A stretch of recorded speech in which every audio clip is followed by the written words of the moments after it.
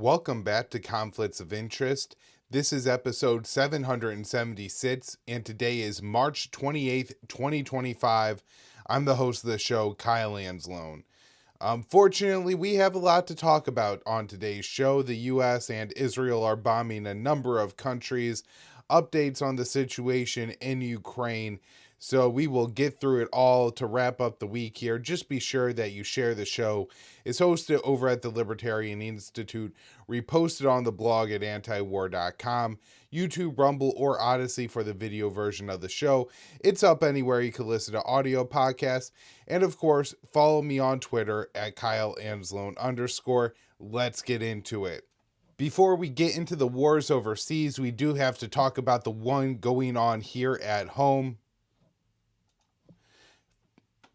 Federal agents arrest tough students as a part of crackdown on pro-Palestinian protest.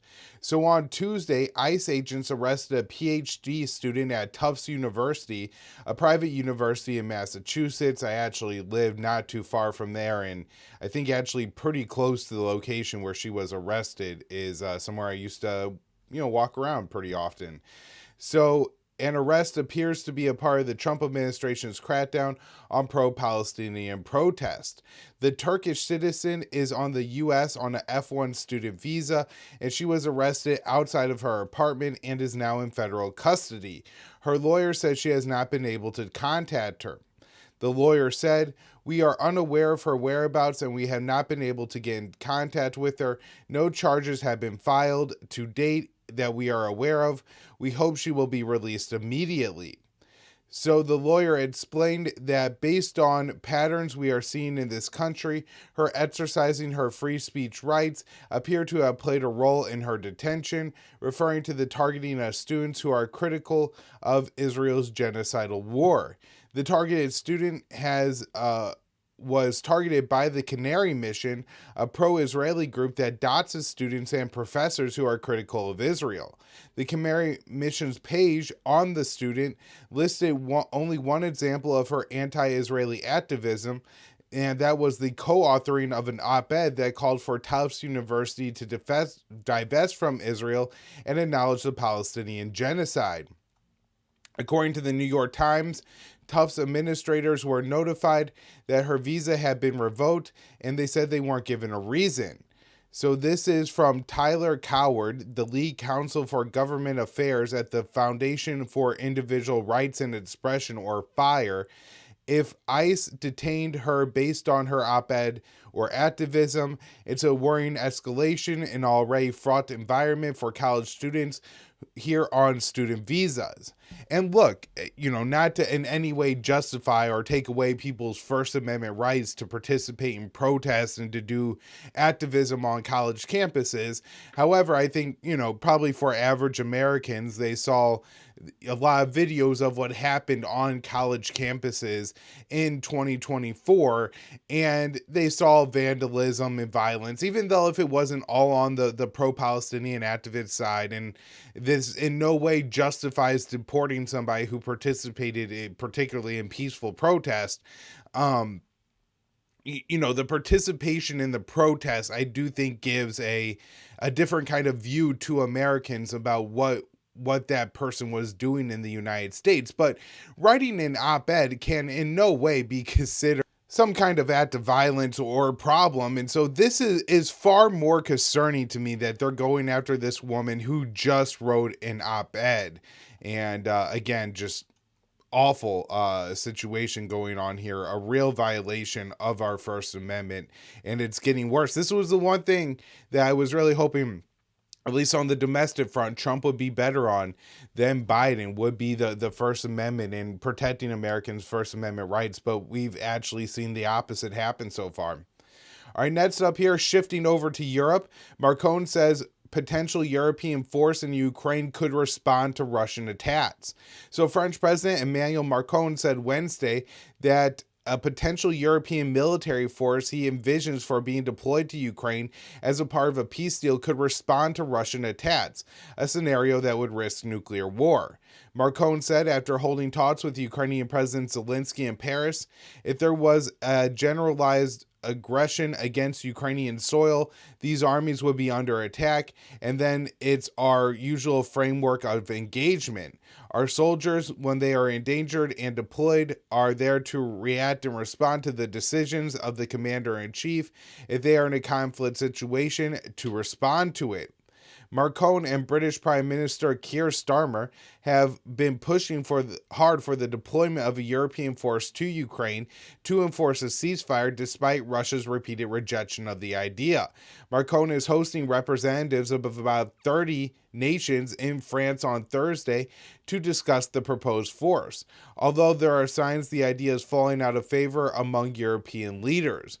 Reuters reported on Wednesday that European efforts to provide further security guarantees are shifting away from the idea of the tactic of deploying troops due to the opposition from Russia and the lack of support from the United States.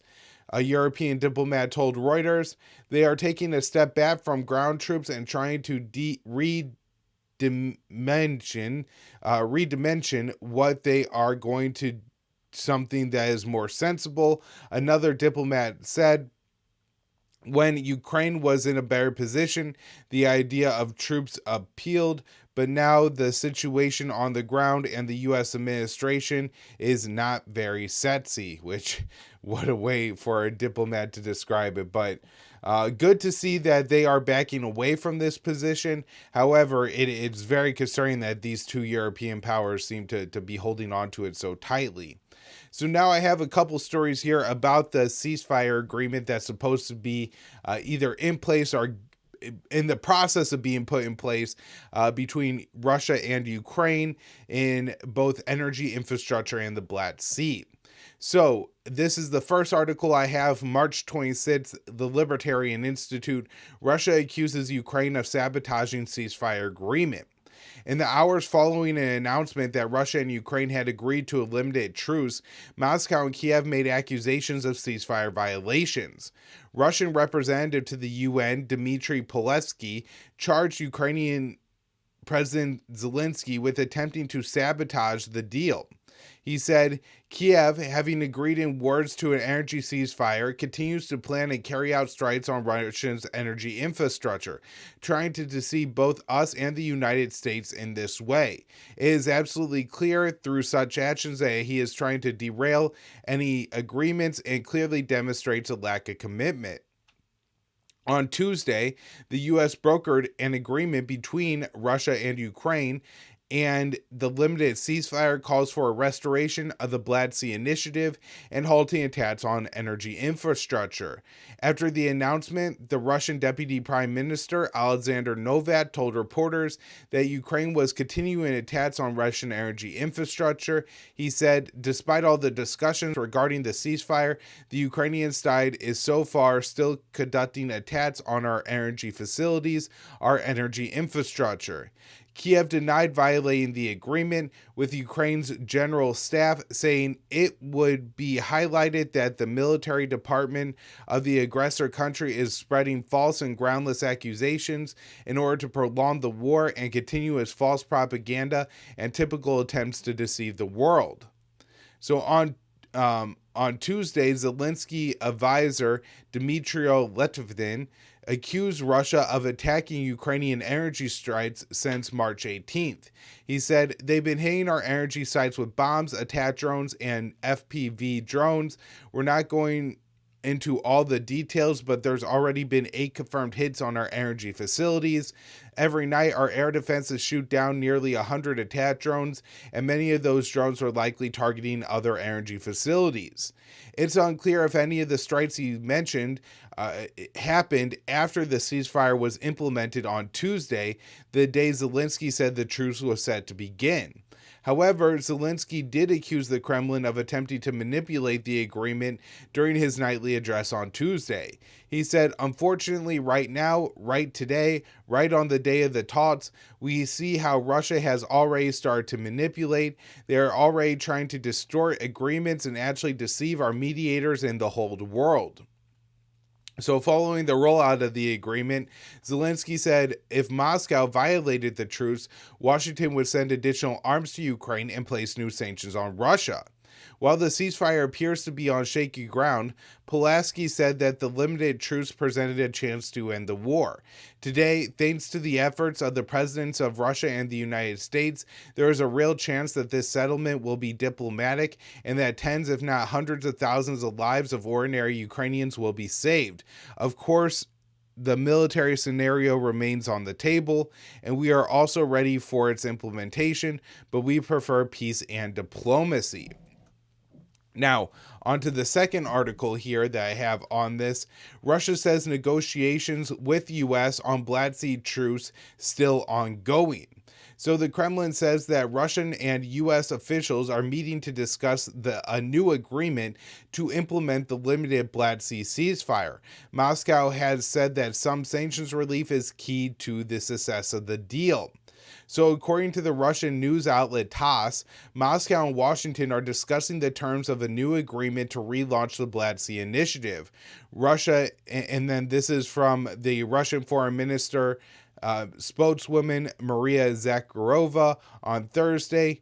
Russia and the U.S. are considering a new agreement whose framework is currently being discussed.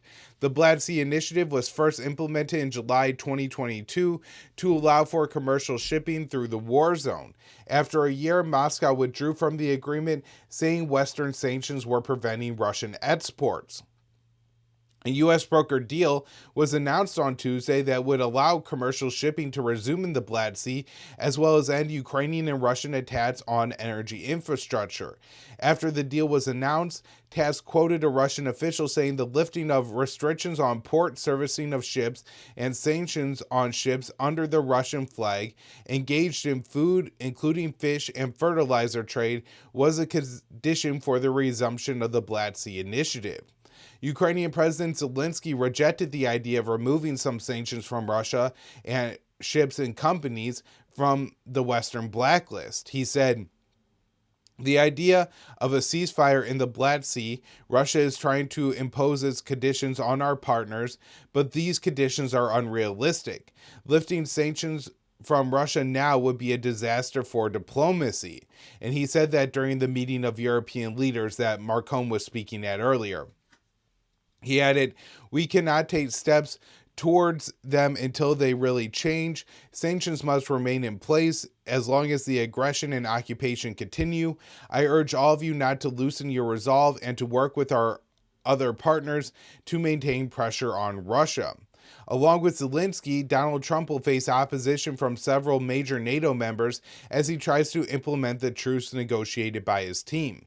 French President Macron said it was much too early to discuss lifting sanctions, adding ultimately sanctions depend solely on Russia's choice of aggression, and therefore lifting depends solely on Russia's choice to comply with international law. Macron made the remarks at a European summit dubbed the Coalition of the Willing. The meeting was meant to establish new aid for Ukraine and a military buildup in Europe that is not dependent on the U.S. During the conference, Macron said some attending countries would still send a reassurance force to Ukraine. Secretary of State Marco Rubio said Trump will consider the conditions proposed by the Kremlin. He explained, after our meeting in Saudi Arabia, the Russians detailed a number of conditions that they want to see met in order to do that, so we're going to evaluate that. He told reporters on Wednesday officials were to more fully understand the Russian position or what they are asking in exchange, and then we will present that to President Trump. So it seems we'll see if the U.S. is going to lift those sanctions to allow for this deal to take place. Next up here, U.S. intelligence says Iran is not building a nuclear weapon. This is, of course, something that everybody in our audience knew, that we've talked about the U.S. intelligence community saying time and time again in recent years. It's important because the Trump administration is saying that Iran can't get a nuclear weapon, and they want Iran to make a deal that prevents them from getting a nuclear weapon. However, Iran doesn't have a nuclear weapons program, which kind of creates a problem for making a deal that prevents them from having one if they're not trying to get one. However, the good news here is if, this was said by Tulsi Gabbard and being understood by officials in the Trump administration, if they are seriously talking about going to war with Iran, Tulsi telling Trump that Iran isn't making nukes is maybe something that could stop that war from taking place. All right, now moving on to Gaza. The first story I wrote for the Institute on March 27th. IDF soldier to CBS, we violated international law in Gaza. An Israeli soldier speaking with CBS News said the IDF had committed war crimes in Gaza. Among other offenses, the soldier said Palestinians were regularly deployed as human shields. The unnamed soldier told the outlet, "We've burned down buildings for no reason, which is violating international law, of course, and we use human shields as protection. They were Palestinians. We sent them in first to see if the building was clear and to check for booby traps. They were trembling and shaking." Since October 7th, 2023, the Gaza Health Ministry has recorded over 50,000 Palestinians killed during the Israeli onslaught, with more than 15,000 of the dead children. Israeli forces have used Palestinians as human shields throughout operations in the Gaza Strip. However, the dominant narrative in the Western press is that Hamas is responsible for the deaths of most civilians in Gaza, as it is said to use the Palestinian population as human shields. In August, Haaretz reported that the use of Palestinians as human shields had occurred all over Gaza with the knowledge of senior officers up to the office of the chief of staff. The unnamed IDF soldier admitted to CBS that he and other lower-ranking men expressed concern to their commanders about using civilians as human shields, but the commanders ordered to continue the practice. "We talked to our commander and we asked him to stop doing it," the soldiers explained to CBS, adding that using human shields was official policy. Multiple Palestinians have been murdered while serving as human shields for the Israeli military. In one case, IDF soldiers strapped a bomb to an 80-year-old man with mobility issues and forced him to inspect buildings for 8 hours. After he had finished, the soldiers ordered him and his wife to evacuate the area on foot, sending the couple in the direction of another IDF unit who shot and killed them. The unnamed IDF soldier told CBS that taking part in the war crimes had caused him serious psychological distress. "I'm morally wounded," the soldier said. "It's effed," he actually said the word, "it's effed up, to use civilians as a shield like a dog." And certainly, I don't want to have too much sympathy for the soldier who was committing these war crimes, and, more for the Palestinians, which I think is, what we typically do on this show is we really document it. But it is worth noting that you are going to have a significant number of Israeli soldiers with PTSD and serious moral injury from all the atrocities that they've committed in Gaza. All right, next up here, this one from Dave DeCamp, antiwar.com. Israeli attacks killed dozens of more Palestinians in Gaza. So the Israeli military killed at least 38 Palestinians in Gaza on Thursday, medical sources told Al Jazeera, as the U.S.-backed Israeli attack continues to pound targets across the Strip. Gaza's health ministry said earlier in the day at least 25 Palestinians have been killed and 89 wounded in the previous 24-hour period, a total that only counts dead and wounded Palestinians that are brought to the hospital. And I was watching a interview this morning with I think it was maybe a British doctor, but a Western doctor who was volunteering and serving in Gaza. It wasn't Perlmutter or Dr. Feroz, who we usually talk about on this show.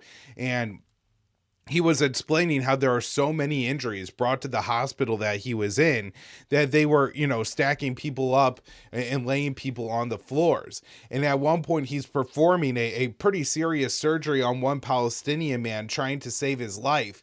And he feels something on his leg, and he looks down, and there's a woman with her leg blown off on the floor because there's nowhere else for her. And she's just basically down there grabbing his ankle, begging for him to save her life, and there's nothing that he could do. He's one doctor performing one surgery on a person he's already trying to save, and he says that woman bled out while he was performing the other operation. So, I mean, the horrors here are just unimaginable, and it's, I'm regularly disgusted and surprised by how awful the stories coming out of Gaza are. And look, I'm sure there's many that I'm not even aware of that are just as bad or even worse. So the Gaza Health Ministry also said that Israel had restarted its genocidal war with massive airstrikes on March 18th. At least 855 Palestinians have been killed and over 1,800 have been wounded. Israeli attacks on Thursday included the bombing of a market in central Gaza, which killed at least 7 Palestinians. An Israeli strike also killed a worker for the World Central Kitchen, a U.S. based aid group that lost several employees to Israeli attacks so far in this war. The World Central Kitchen said on X, "Our hearts are heavy today as we mourn the loss of one of our volunteers. Israeli strikes hit near one of our WCK supported community kitchens just as meals were being distributed. Jalal was tragically killed along with 6 people who were injured." Israeli strikes also killed Abdel Latif al-Qunara, a spokesman for Hamas. According to the statement from Hamas, he was killed by an Israeli airstrike on his tent in the northern city of Jabalia. The UN's World Food Program warned on Thursday that it was running out of food supplies in Gaza as Israel had imposed a total blockade on Gaza since March 2nd, cutting off the delivery of food, fuel, and all other goods. The World Food Program said hundreds of thousands of people in Gaza are again at risk of severe hunger and malnutrition as humanitarian food stocks in the Strip dwindle and borders remain closed to aid. Meanwhile, the expansion of the military activity in Gaza is severely disrupting food assistance operations and putting the lives of aid workers at risk every day. And so it's just awful. All right, now moving on to Yemen. U.S. bomber deployment to Diego Garcia suggests heavier airstrikes on Yemen could be coming.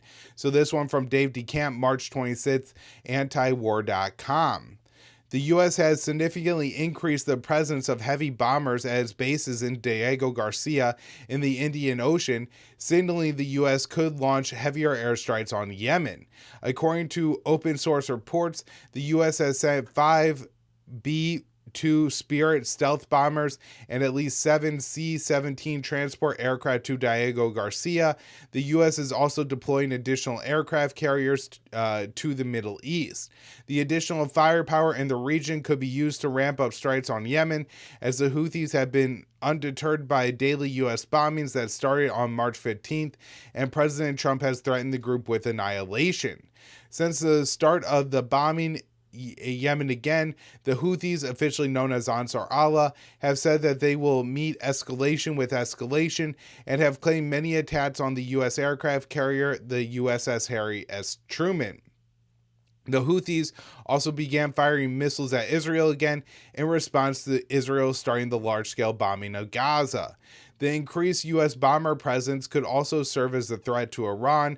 The Trump administration has been increasing sanctions on Iran and threatening potential military action if a deal isn't reached on its nuclear program, even though U.S. intelligence have referred there's no evidence Iran is working to build a nuclear weapon. There are other risks of escalation in the region, including Lebanon, where Israel has flouted a ceasefire by continuing to occupy southern Lebanon and launching airstrikes on the country. Iraqi Shia militias could also restart attacks on U.S. bases in response to U.S. support for Israel's genocidal war on Gaza. Now, next up here, this one again from Dave DeCamp, antiwar.com. Trump says he will continue to bomb Yemen for a long time. President Trump on Wednesday claimed that the U.S.'s daily airstrikes on Yemen have been very successful and vowed to continue the campaign for a long time. The U.S. started bombing Yemen on March 15th in response to the Houthis, officially known as Ansar Allah, announcing they would reimpose a blockade on Israeli shipping due to Israeli ceasefire violations in Gaza. Since the Trump administration launched the bombing campaign, the Houthis have restarted attacks on U.S. warships and resumed firing missiles at Israel, operations they ceased when the Gaza ceasefire went into effect on January 19th. Despite this, President Trump claims the Houthis want peace. The Houthis are looking to do something. They want to know, how do we stop? How do we stop? How can we have peace? The Houthis want peace because they're getting the hell knocked out of them. They want us to stop so badly. They've got to say no mas. But I can only say that the attacks every day, every night have been very successful beyond our wild expectations. We're going to do it for a long time. We can keep doing it for a long time, Trump said. The Houthis' message has been that they will meet escalation with escalation and that their attacks won't stop until there is a ceasefire in Gaza and an end to the Israeli blockade on aid and all other goods entering Palestinian territory. So the Houthi military spokesman explained, the Yemeni armed forces affirm that the American aggression will only increase the Yemeni's steadfastness and resilience, and that confrontation over the last few days were only the beginning of what will be a gradual expansion of defense operations in the coming days. So Trump also claimed that the Houthis are being hit harder than they've been ever hit before, but from 2015 until 2022, the Houthis faced a brutal US-backed Saudi UAE war against them, which involved heavy bombing campaigns, a blockade, and a ground offensive. Trump supported that war during his first term in office and vetoed a war powers resolution that was passed by Congress that would have ended the U.S. involvement in the conflict. Trump said that President Biden should have attacked the Houthis, disregarding the fact that the Biden administration launched a bombing campaign on Yemen from January 2024 to January 2025. The message from the Trump administration has been that Biden didn't hit Yemen hard enough, and Trump's bombing campaign has been far more intense. The Trump administration's bombing campaign has taken a heavy toll on civilians, with at least 25 killed in the first week, according to the Yemen Data Project. And now let's talk about the Signal chats, which of course were about Yemen. So full Signal chat reveals U.S. officials celebrated bombing a residential building in Yemen. The full Signal chat between Trump administration officials discussing the bombing of Yemen revealed that top U.S. officials celebrated an airstrike that flattened a residential building, which likely killed many civilians. Jeffrey Goldberg, editor-in-chief at The Atlantic, was included in the chat and published its full contents on Wednesday after the Trump administration officials insisted it didn't contain classified information, but the chat did include details about when strikes on Yemen would start on March 15th. After the U.S. bombing started, U.S. National Security Advisor Mike Waltz, who added Goldberg to the chat, said one of the strikes targeted a top missile guy for the Houthis after he entered a building where his girlfriend lived. The first target, their top missile guy, we had a positive idea of him walking into his girlfriend's building, and now it's collapsed. Vice President J.D. Vance, who previously warned against bombing Yemen in the chat, replied to Waltz saying, "Excellent." Other administration officials who celebrate the destruction of the residential building, including Secretary of State Marco Rubio, White House Chief of Staff Susie Wiles, and Deputy Chief of Staff Stephen Miller, U.S. Middle East Envoy Steve Witkoff, and Director of National Intelligence Tulsi Gabbard. Gabbard previously imposed U.S. intervention against the Houthis in the Yemen, which she called genocidal during Trump's first term as president, but she has supported the new bombing campaign in Yemen, which hasn't been authorized by Congress, and replied to the news of the residential building being hit by saying great works and effects. The Trump administration's bombing campaign against Yemen has taken a heavy civilian toll, with at least 25 civilians killed. The U.S. launched the bombing campaign after the Houthis, officially known as Ansar Allah, announced they would reimpose a blockade of Israeli shipping in response to Israeli violating the Gaza ceasefire by cutting off all aid into Gaza. The Houthis had ceased their attacks on Israeli shipping in the region when the Gaza truce went into effect on January 19th, but warned they would resume if Israel violated the deal. In his argument against bombing Yemen in the Signal chat, Vance framed his opposition related to Europe, which is far more reliant on Red Sea shipping than the U.S. He said 3% of U.S. trade runs through the Suez, 40% of European trade does. There's a real risk that the public doesn't understand why this is necessary. The strongest reason to do this, as POTUS said, is to send a message. Vance ultimately agreed to go along with the bombing campaign and said in the chat that he would pray for the success after it started. Since the U.S. airstrikes on Yemen started on March 15th, the region has exploded. Israel restarted its genocidal war in Gaza a few days later, and the Houthis began targeting U.S. warships and firing missiles at Israel. The Israeli news site Ynet reported that U.S. has told Israel not to worry about retaliating against the Houthis for their missile strikes, saying that the U.S. forces would handle it. Now, Israel does appear to be involved in this. Report: Israel provided the U.S. with intelligence for Yemen airstrikes discussed in the Signal chat. So the Wall Street Journal reported on Thursday that Israel had provided the U.S. with intelligence for the airstrikes on a residential building in Yemen that was discussed and celebrated by the Trump administration officials in the Signal chat published by The Atlantic. National Security Advisor Mike Waltz, who added The Atlantic's editor-in-chief to the chat, said the targeted strikes of Houthis' top missile guy after he entered a residential building where his girlfriend lived, and the building was collapsed. U.S. officials told the Journal that Israel provided intelligence on the target from a human source inside Yemen. One U.S. official said that Israeli officials have privately complained about that information about the strike has become public. So that is interesting. Now, we're going to wrap up here. The U.S. is also bombing Somalia. U.S. launches airstrikes in Somalia, says ISIS operatives killed. So U.S. Africa Command, or AFRICOM, said Wednesday that it launched multiple airstrikes in Somalia a day earlier, that it targeted ISIS. So the U.S.-backed Mogadishu government said the strikes were carried out by the Golis Mountain in Puntland, a northern semi-autonomous region in Somalia that is not under federal government control. Local Puntland officials have been operating against ISIS fighters on the ground in the region and have received air support from the U.S. AFRICOM said its initial assessment found that multiple ISIS operatives were killed by the strikes. So AFRICOM also claimed that it's assessed that no civilians were harmed, although the Pentagon is notorious for hiding civilian casualties in Somalia. The incident marks the third known U.S. airstrike in Somalia in March. The other two occurred earlier this month and targeted al-Shabaab, which has been carrying out offensive against the federal government in central Somalia. The recent U.S. airstrikes in Somalia came after President Trump erased restrictions on U.S. airstrikes and special operations raid outside of conventional battlefields. U.S. officials said at the time that the step was taken with al-Shabaab in mind. The U.S. may expand its military presence in Somalia as it is considering recognizing Somaliland as a country in exchange for a naval base. Somaliland has also been offered, I guess, recognition in exchange for taking in the Palestinians from Gaza.